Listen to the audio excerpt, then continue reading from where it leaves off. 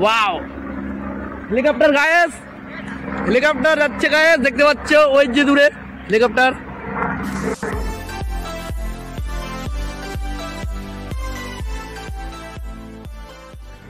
Guys finally exam দিতে গোর কলেজে পড়েছে আমার এক্সাম। তো এখন বেরোচ্ছি, এখন বাজে 12:30 এবং আমার এক্সাম রয়েছে 3:30।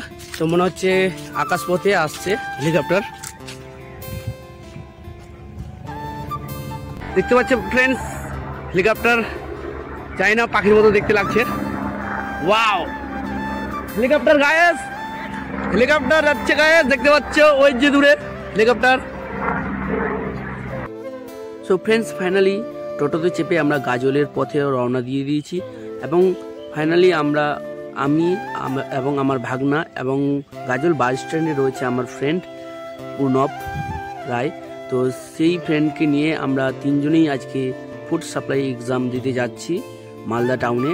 তো ফ্রেন্ডস 15 মিনিট জার্নি করার পর টোটোতে চেপে আমরা গাজল বাস স্ট্যান্ডে চলে আসলাম এবং ফ্রেন্ডস দেখছি সামনে স্টেট বের হচ্ছে, তাই স্টেটে চেপে আমরা চলে আসলাম নারায়ণপুরে এবং মালদা টাউনের দিকে উদ্দেশ্যে রওনা দিয়ে দিয়েছি।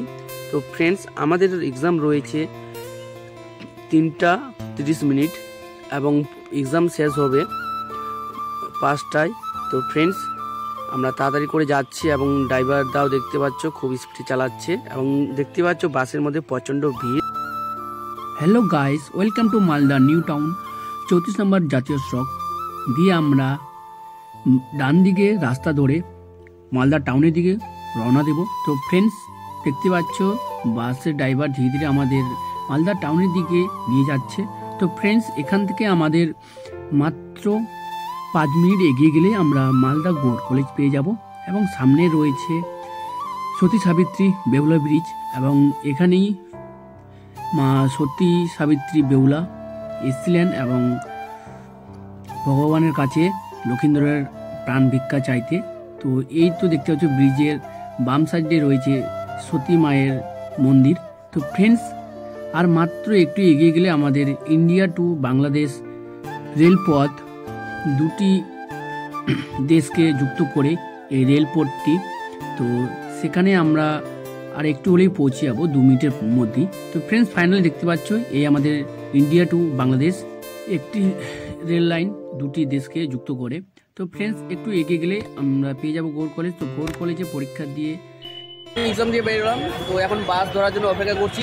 তো বুঝতে পারছো ফ্রেন্ড প্রচণ্ড ভিড় এবং ভাবছি যে কত দেরি হবে বাড়ি যেতে। তো জানি না কখন যাই পৌঁছাবো বাড়িতে। একটু পরে আমরা গাজলের বাস ধরবো, তারপর আমরা বেরিয়ে যাব নিজের বাড়ির দিকে। তো দেখতে পাচ্ছ আমার সঙ্গী ফ্রেন্ড এবং মামু ভাগনা সবাই এসেছি।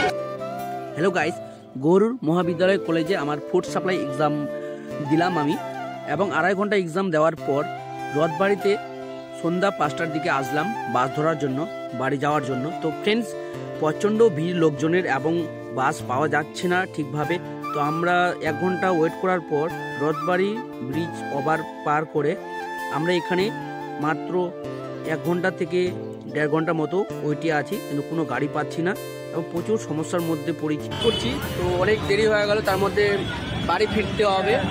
গাজল থেকে আমাদের বাড়ি মাত্র 8 কিলোমিটার, কিন্তু ভাবছি যে কখন পৌঁছাবো বাড়িতে। অসুস্থকর লাগছে, কেননা 2 ঘন্টা ধরে ওয়েট করছি, কোনো বাস পাচ্ছি না। আর তার মধ্যে যতগুলো বাস আসছে স্টেট বাস লোকাল বাস সব মালদা থেকেই সব স্টপ বন্ধ হয়ে যাচ্ছে এবং আমাদের জানি না যে গাজল বালুঘাটের বাস পাবো কিনা। তো এত কষ্টের মধ্যে আমরা স্টুডেন্টরা সমস্যার মুখে চলছি। তো জনসাধারণকে এবং সরকারকে যারা আমরা ভোট দিয়ে জয়যুক্ত করছি, কিন্তু ওনাদেরকে একটু আমাদের সমস্যাগুলো দেখা দরকার, কেননা এইভাবে চললে আমরা খুব বেশি দিন আর বাঁচবো না স্টুডেন্টরা, আমরা খুব সমস্যার মধ্যে মুখে দিচ্ছি। তো গায়েস দেখি আরেকটি বাস আসছে নাকি, তারপর আমরা একটু করে বেরিয়ে যাব, বাড়ি যাওয়ার চেষ্টা করতে রয়েছি। কেন দেখো প্রচণ্ড এইদিকে ফাঁকা রয়েছে, কোনো বাস নেই এবং পাশের রুটে বাস রয়েছে সব রতুয়া, মালদা হয়ে যাবে রতুয়া।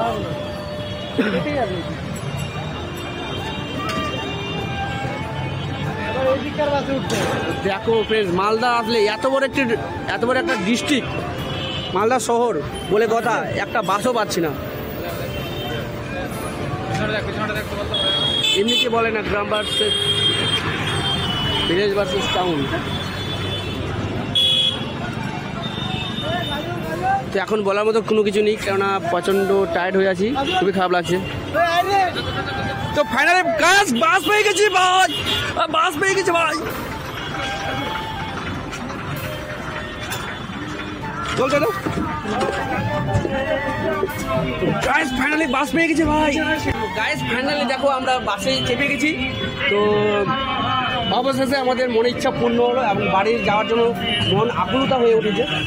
দেখো গাইস বাসের ভিতরটা। সো গাইস আমরা ভেবেছিলাম এনডিতে যাবো, কিন্তু কোনো কিছু বার নেই, লোকালে যেতে হচ্ছে। সো টু মাচ আর নাথিং টু সে। তো বাই বাই, দেখা হচ্ছে কাজ লেগে। তো গাইস ফাইনালি চলে আসলাম গাজল রোল্ডেক্স। আমার করে নিলা বলিস তো, ভিডিও তো করছিস, আমি বলবো এটা ভিডিও সেভ হয়ে যাবে নাকি? সবাই করে নিলা কে তো সেভ হয়ে যাবে না? হ্যাঁ ওটা গুগলে সেভ হয়ে যাবে নাকি? না, গুগলে সেভ হয়ে যাবে।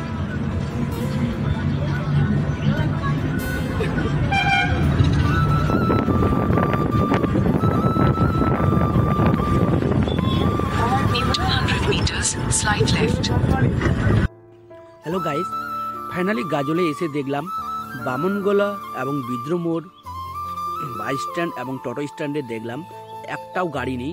এবং রাত্রি তখন বাজে 10টা এবং বাড়িতে কিভাবে যাব আমরা তা খুব দুশ্চিন্তায় রয়েছি। এবং মালদাতে এত দেরি হওয়ার কারণে তার মধ্যে আমরা গাজলে এসে পৌঁছালাম খুব লেটে।